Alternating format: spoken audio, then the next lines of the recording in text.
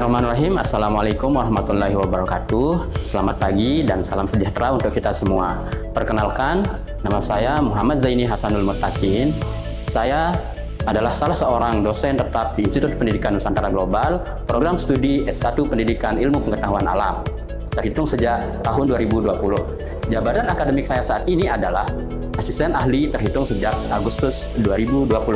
Video ini dibuat dalam rangka untuk memenuhi salah satu persyaratan dalam proses sertifikasi dosen Kemdikti-Saintek gelombang 1 tahun 2025, yaitu pernyataan diri dosen dalam unjuk kerja Tridharma Perguruan Tinggi dalam bidang pengajaran atau PDD UKT-PT. Selama menjadi dosen tetap di program studi S1 Pendidikan Ilmu Pengetahuan Alam Institut Pendidikan Nusantara Global, saya sudah mengampu beberapa mata kuliah, di antaranya mata kuliah bioteknologi, biokimia, genetika, telaah dan pengembangan kurikulum, maupun beberapa mata kuliah yang lain.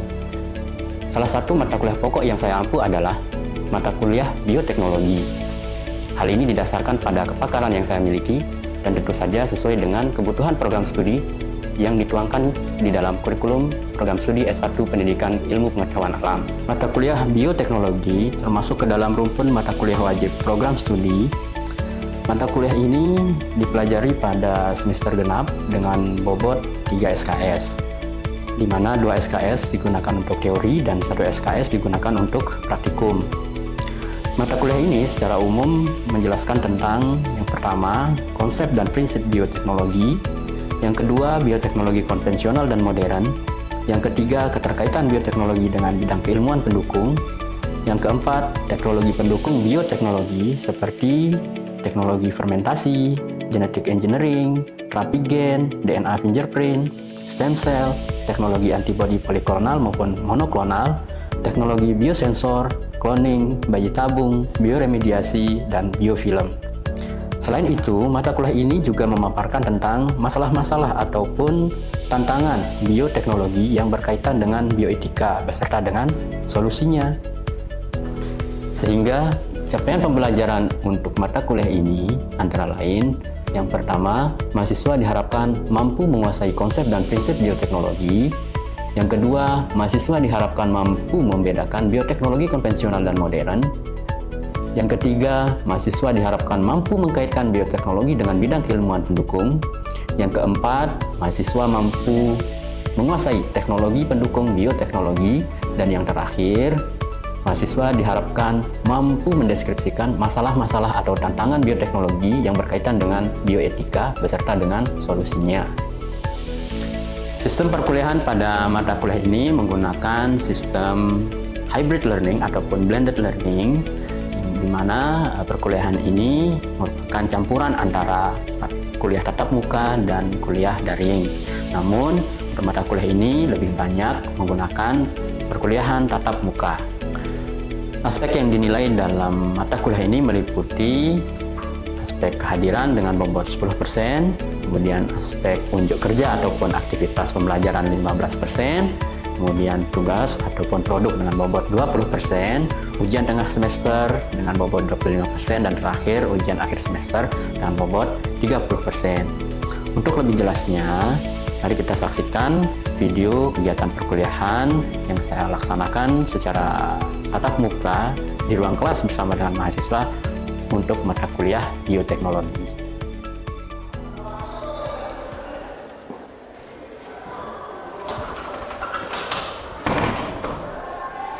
Assalamualaikum warahmatullahi wabarakatuh.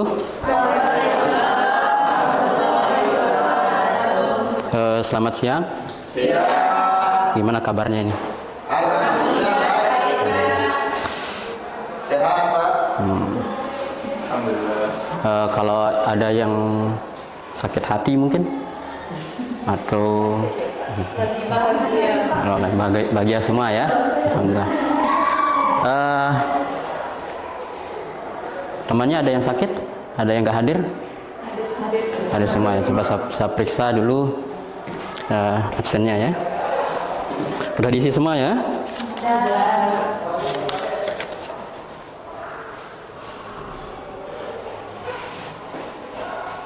Oke, hadir semua. Alhamdulillah nggak ada yang berhalangan pada hari ini. mudah-mudahan kita tetap sehat terus ya. Oke. Sebelum kita memulai perkuliahan kita pada hari ini, mungkin biar lebih barokah ya, kita berdoa dulu dalam hati secara bersama-sama. Semoga pembelajaran pada hari ini bisa berjalan dengan baik dan memberikan manfaat untuk kita semua. Berdoa mulai.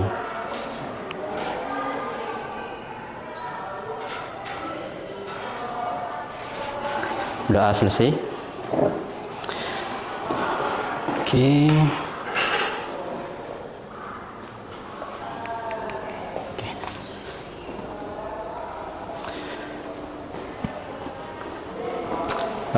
Udah bisa dilihat ya? Nah, udah jelas? Jelas. Oke. Seperti yang sudah ditampilkan di depan pada hari ini ataupun di pertemuan kali ini, kita akan membahas tentang bioetika. Nah, pada pertemuan sebelumnya kita sudah bahas tentang beberapa produk ataupun teknologi pendukung dari bioteknologi. Nah, sekarang waktunya kita mempelajari tentang bioetika. Nah, ngapain belajar bioetika begitu kan? Nah, dulu oke, kita lihat CPMK ataupun waktu dulu kita pernah bahas di kontrak perkuliahan, sudah kita sampaikan bahwa ada tujuan pembelajaran daripada bioteknologi itu sendiri. Nah, di sini ada tujuan perkuliahannya, yaitu mahasiswa mampu mendeskripsikan masalah-masalah dalam bioteknologi yang berkaitan dengan bioetika beserta solusinya. Nah, jadinya di sini masalah-masalah, ternyata bioteknologi itu ada masalahnya. Masalahnya apa saja? Nah, itu nanti akan kita bahas, akan kalian diskusikan bersama secara berkelompok. Nah, baru nanti kita akan cari solusinya secara bersama-sama. Setuju? Oke.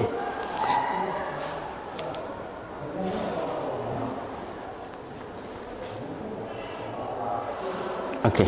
Sebelum kita diskusi, di sini ada sedikit ilustrasi ya, ataupun ya gambar lah. Kira-kira gambar yang di sebelah kiri itu, yang ini, yang yakin ini operasi plastik. Tahunya dari mana?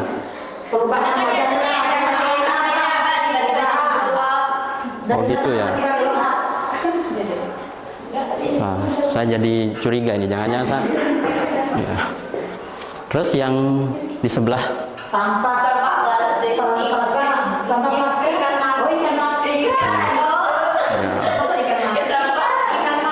ikan mati.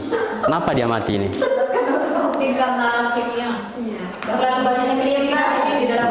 Nah, mungkin banyak pestisida atau banyak racun ya. Oke. Ya, tadi benar ya. Yang ini adalah ya, ini ilustrasi ya, mungkin aja orangnya beda gitu kan, namanya kita ngambil. Dan ini adalah pencemaran lingkungan. Nah, ini kenapa ada orang yang melakukan operasi plastik, kemudian ada pencemaran lingkungan. Apakah ini di sini ada hubungannya dengan bioteknologi? Oke, nanti kita bahas bersama-sama ya. Oke, nanti ada LKM. Nah, nanti kita akan diskusikan secara bersama-sama.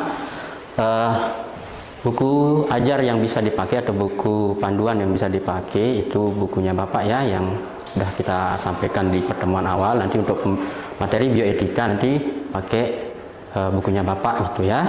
Nah, nanti di sana untuk membahas tentang bioetika nanti bisa menggunakan kajian yang itu. Oke? Oke. Mungkin langsung saja ya saya bagi kelompoknya. Nah, nanti kaitannya dengan materi ini, operasi plastik ini apa? Pencemaran lingkungan ini gimana gitu kan? Produk bioteknologi apa yang ada di sini begitu.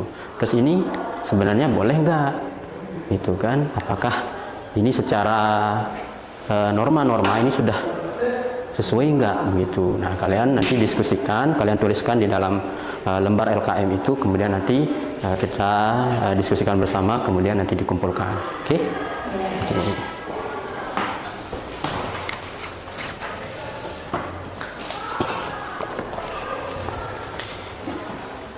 Ini nanti saya bagi jadi 5 kelompok ya. Jadi berempat-empat ya. Oke, nanti ini jadi kelompok 1, dan kelompok 2, kelompok 3, 4 dan 5 ya. Oke.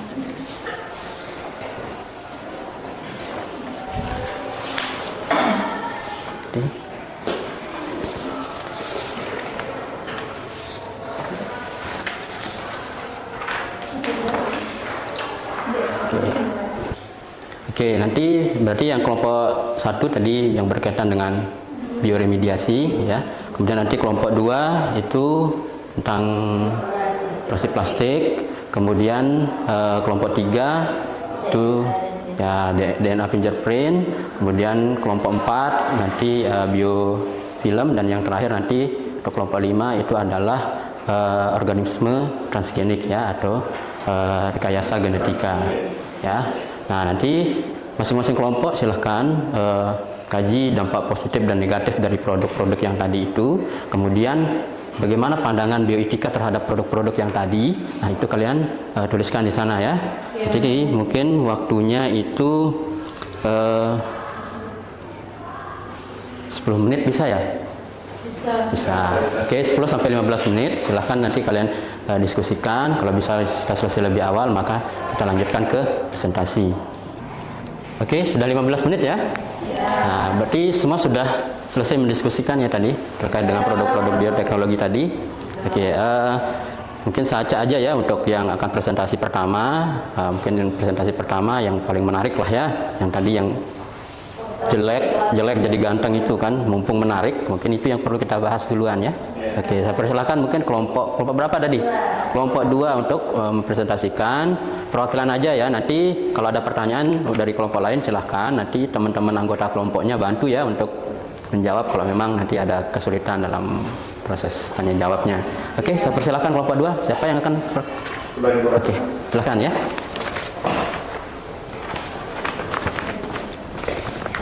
Baik, saya akan menyampaikan hasil diskusi kelompok 2 tentang operasi plastik. Berdasarkan hasil pengambilan keputusan etis, operasi plastik ini adalah prosedur medis yang dilakukan oleh dokter bedah untuk memperbaiki atau mengubah bentuk bagian tubuh seseorang. Di sini ada 2 jenis operasi plastik. Yang pertama ada operasi plastik rekonstruktif. Tujuannya itu untuk memperbaiki struktur tubuh yang rusak akibat kecelakaan atau cacat dari lahir. Yang kedua ada operasi plastik kosmetik yang bertujuan untuk meningkatkan penampilan seseorang sesuai keinginan meskipun secara medis di sini tidak diperlukan. Nah, menurut kelompok saya bahwa operasi plastik rekonstruktif ini diperbolehkan untuk untuk keperluan. Terus kalau operasi plastik kosmetik ini tidak diperbolehkan karena bisa merusak. Ya, karena dapat merusak citra tubuh. Ya. Mungkin hanya itu, Pak. Ya. Oke, tadi sudah kita dengarkan ya presentasi dari kelompok 2 tentang bioetika atau pandangan bioetika terkait dengan operasi plastik. Nah, tapi kita berikan aplaus dulu ya untuk kelompok 2. Oke, mungkin kita persilahkan dulu ya duduk untuk presenter. Nanti kalau misalkan kalian ada pertanyaan, silahkan disampaikan, nanti anggota kelompok ataupun mungkin kelompok lain bisa menjawab dari pertanyaan tersebut. Oke, silahkan. Nah, terkait dengan tadi pemaparan dari kelompok 2, kira-kira dari kelompok lain ini ada pertanyaan nggak? Pasti bertanya-tanya nih, gimana sih operasi plastik itu sebenarnya begitu. Nah, coba mungkin ada dari kelompok lain yang ingin bertanya. Oke, silahkan dari kelompok berapa? Kenalkan, saya Sudani dari kelompok 1, perwakilan kelompok 1. Bunyi pertanyaannya, apakah operasi plastik dengan tujuan estetika atau untuk kecantikan, apakah itu melanggar prinsip dasar bioetika? Mungkin hanya itu. Sekian, terima kasih. Oke, dari kelompok 1 menanyakan tentang operasi plastik itu melanggar konsep dasar bioetika nggak kayak gimana sih gitu. Silahkan mungkin dari kelompok 2 atau mungkin anggota lain dari kelompok 2 ingin menjawab, silahkan. Izin menjawab untuk kelompok 1. Sebelumnya terima kasih atas pertanyaannya terkait estetika tadi. Operasi plastik untuk tujuan estetika tidak secara langsung melanggar prinsip dasar dari bioetika. Nah, jadi tetapi tetap menimbulkan pertimbangan etis yang penting selama dilakukan dengan persetujuan sadar oleh tenaga medis yang profesional yang akan melakukan operasi plastik tersebut dan memberi manfaat nyata bagi pasien tanpa membahayakan pasien, prinsip otonomi dan dilakukan karena tekanan sosial. Nah, jadi di zaman sekarang ini banyak orang-orang di luar sana melakukan operasi plastik karena ada tekanan sosial. Nah, jadi itu tidak diperbolehkan secara estetika yang bioetika. Dan juga ketika kita melakukan operasi plastik oleh tenaga medis yang profesional dan hasilnya tidak sesuai harapan atau menimbulkan resiko yang berbahaya besar untuk kesehatan, maka dapat melanggar prinsip yang tadi dan juga menimbulkan masalah keadilan. Jadi operasi plastik yang estetika hanya dapat dibenarkan secara etis jika dilakukan secara bertanggung jawab dan proporsional. Mungkin hanya itu. Jika tidak jelas silakan ditanyakan kelompok 1. Gimana kelompok 1? Jelas ya. Oke. Berarti tadi jawaban dari kelompok 2 itu bilang kalau operasi plastik estetika itu sebenarnya boleh itu, tapi selama tidak melanggar prinsip-prinsip. Di sana ada prinsip-prinsip yang tidak dilanggar, maka sebenarnya boleh begitu. Nah, ada yang bilang boleh, ada yang bilang nggak boleh. Gimana ini, begitu kan? Oke, mungkin kita perjelas lah. Nah, ya bisa perjelas karena di buku saya itu sudah dijelaskan di sana tentang pengambilan keputusan etik. Ada prinsip-prinsip yang dimunculkan di sana. Nah, nanti entah itu dari keadaan darurat, entah untuk menjaga kelestarian dan seterusnya, itu apakah memang benar-benar dibutuhkan untuk dilakukan satu tindakan ataupun produk bioteknologi itu, maka bersumber dari prinsip-prinsip itu, gitu ya? Oke, jelas ya? Oke, tadi sudah kita dengarkan pemaparan dari semua kelompok ya, dan sudah ada diskusi yang cukup hidup ya, jadinya masing-masing punya pendapatnya sendiri. Ada yang bilang boleh, ada yang nggak boleh, ada yang bilang ini tengah-tengah aja biar aman, ngambil tengah-tengah gitu kan. Nah, biasanya itu ngambil aman aja, nggak mau ngambil resiko ya. Oke, itu boleh-boleh saja selama tetap acuannya itu adalah di pengambilan keputusan etis ya. Nah, terus pertanyaannya, loh, berarti sebenarnya bioetika itu apa sebenarnya begitu? Kok kenapa harus dipelajari begitu? Nah, ini di sini saya akan sampaikan tentang mengapa sih bioetika atau mengapa bioetika itu menjadi satu kajian yang penting. Nah, oke, ini sesuai yang telah disampaikan ya. Jadinya perkembangan bioteknologi itu berkembangnya sangat pesat kan. Yang dulu kita tidak pernah dengar adanya operasi plastik, sekarang ada operasi plastik. Dulu nggak pernah kita dengar bayi tabung, sekarang ada bayi tabung gitu kan. Bayinya kok ditaruh di dalam tabung gitu kan, kok bisa gitu. Oke. Nah, kemudian ada masyarakat dan peranatanya. Jadi ada norma-norma yang berlaku di masyarakat, ada aturan-aturan sosial dan budaya yang berlaku di tengah masyarakat. Nah, itu yang kita bisa saksikan. Nah, seringkali ini nggak sejalan, ya. Jadi seringkali antara perkembangan bioteknologi dengan peranata sosial itu nggak jalan, begitu. Nah, ini bioteknologi berkembangnya pesat, tapi peranata sosial kok kayak diam di tempat, gitu kan? Nggak sejalan nih sama perkembangan bioteknologi, gitu. Nah, jadi kan pro dan kontra akhirnya di tengah masyarakat, kayak kalian diskusi tadi. Ada yang bilang boleh, ada yang bilang nggak boleh, ada malah yang ambil tengah-tengah, ngambil posisi aman. Ya itu pro dan kontra. Jadinya yang tengah-tengah itu mungkin tadi di sini ya, di sini di dan itu, ya. Nah, ada yang pro, ada kontra, yang tengah-tengah itu dan. Nah, gitu. Nah, akhirnya, di sini peran daripada ilmu kealaman atau IPA. Kalian ini berada di program studi ilmu pengetahuan alam, ilmu kealaman. Jadinya kalian menjadi agent di sini untuk menyelesaikan pro dan kontra ini, gitu. Nah, di sini masyarakat membutuhkan itu, ya. Jadi masyarakat butuh arah. Nah, ilmu kealaman ini akan memberikan pengarahan. Nah, arahnya itu lewat mana?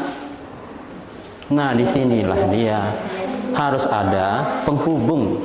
Nah, makanya bioetika itu disebut dengan interdisipliner, ya. Interdisipliner, dia bukan disiplin ilmu, tapi dia penghubung antar disiplin ilmu. Jadinya sebenarnya kalau dikaji, bioetika ini sebenarnya lebih mengarah ke filsafat daripada ke ilmu kealaman, gitu. Tapi itu penting karena menentukan terkait dengan sanata sosial itu. Itu ya, bisa dipahami. Yang udah kalian ribut-ributkan tadi, ya itu udah ini, gitu kan. Nah, lo ngapain terus gitu? Nah, bioteknologi itu berkembang, itu berbasis nilai. Jadinya biar perkembangan bioteknologi itu tidak melanggar nilai-nilai yang berlaku di dengan masyarakat. Ada kontrol yang namanya bioetika ini, gitu. Bisa dipahami ya? Bisa. Penting apa sangat penting? Sangat penting. Sangat penting. Sangat penting. Oke. Sekarang saya kasih clue-nya di sini ya. Ini adalah clue atau kata kunci ketika mempelajari bioetika itu. Jadinya prinsip-prinsip yang sudah kalian baca di buku referensi tadi ya, yang sudah kalian peroleh. Kalau yang belum peroleh nanti bisa ke koperasi kampus ya, gitu. Nah, nanti kata kuncinya itu ada di sini. Inilah prinsip-prinsip dari bioetika atau prinsip dalam pengambilan keputusan etis. Jadi mana yang boleh, nggak boleh itu kajilah berdasarkan ini. Oke, bisa dipahami ya? Iya. Nah, ini punya kelompok 5 tadi ya. Tadi sudah membahas tentang rekayasa genetika. Di sini ada kata GMO dan non-GMO. Nah, apa ini GMO dan non-GMO? Yang mana yang rekayasa genetika?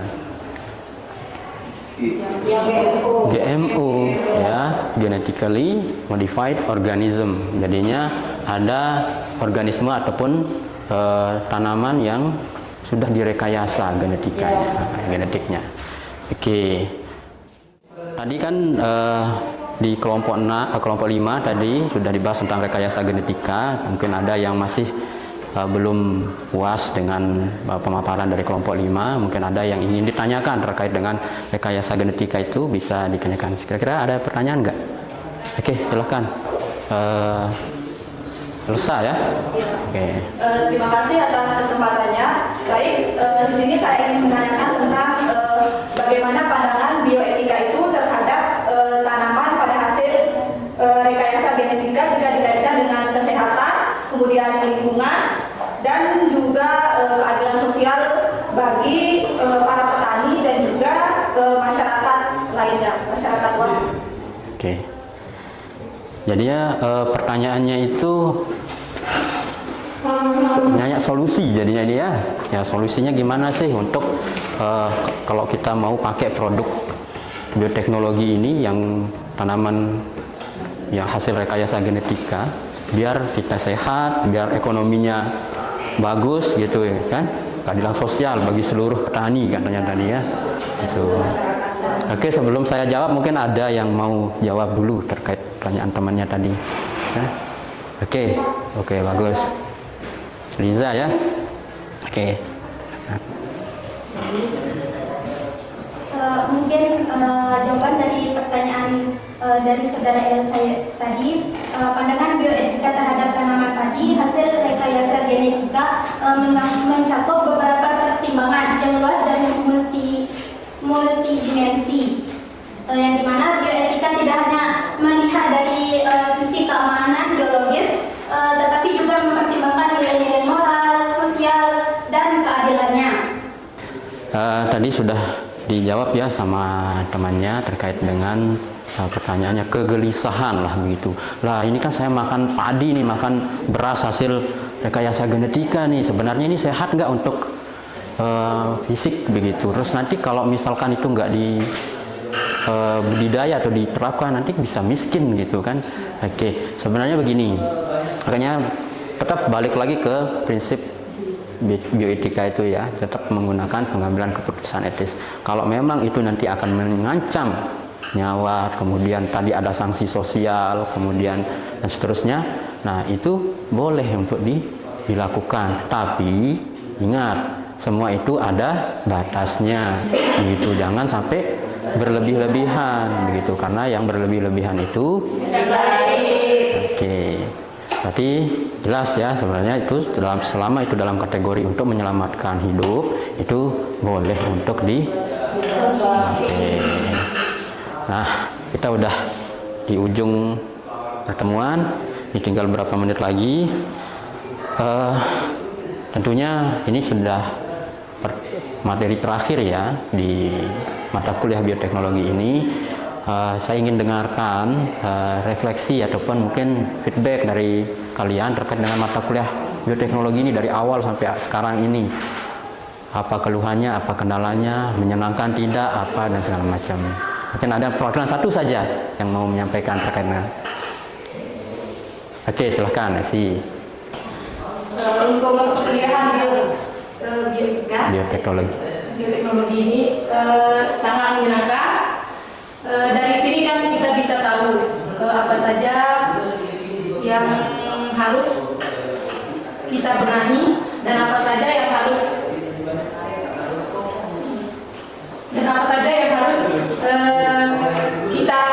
kita konsumsi atau kita gunakan dalam kehidupan sehari-hari, sehingga kita tidak secara berlebihan seperti yang disampaikan oleh Bapak dosen tadi dalam menggunakan suatu bahan hasil dari bioteknologi tersebut. Oke, terima kasih ya atas refleksinya. Ya cukup menenangkan. Ya semoga yang lain juga begitu ya. Jadinya selama kita mengikuti perkuliahan bioteknologi ini, ya mungkin ada banyak kata-kata yang kurang baik ataupun yang selip-selip. Jadinya di sana Bapak minta maaf ya kalau ada yang salah. Dan terima kasih kalian sudah hadir dari awal pertemuan sampai sekarang, konsisten untuk mengikuti perkuliahan, dan semoga apa yang kalian pelajari dari awal sampai akhir, terutama untuk di pertemuan kali ini, bisa bermanfaat untuk kita semua, terutama untuk kalian, bisa kalian amalkan di kehidupan kalian sehari-hari. Dan satu pesan terakhir, ada satu ayat Al-Quran di surat Ar-Rum ayat 41 itu menyatakan bahwa Zaharul fasad fil barri wal bahr bima kasabat aydin nas liyuziqahum ba'dallazi amilu la'allahum yarji'un. Nah, jadinya segala kerusakan yang nampak di muka bumi ini disebabkan oleh ulah tangan manusia. Makanya diberikan sedikit saja dari apa yang sudah diperbuat itu berupa cobaan tadi ya, kerusakan-kerusakan tadi. Biar apa? Biar kalian itu kembali ke jalan yang benar. Jadinya kalau kalian sudah di jalan yang benar, maka jalankan terus ya. Ajak teman-teman kalian yang lain untuk tetap di jalan yang benar ya. Mungkin itu saja yang bisa saya sampaikan. Sekali lagi terima kasih. Akhir, assalamualaikum warahmatullahi wabarakatuh.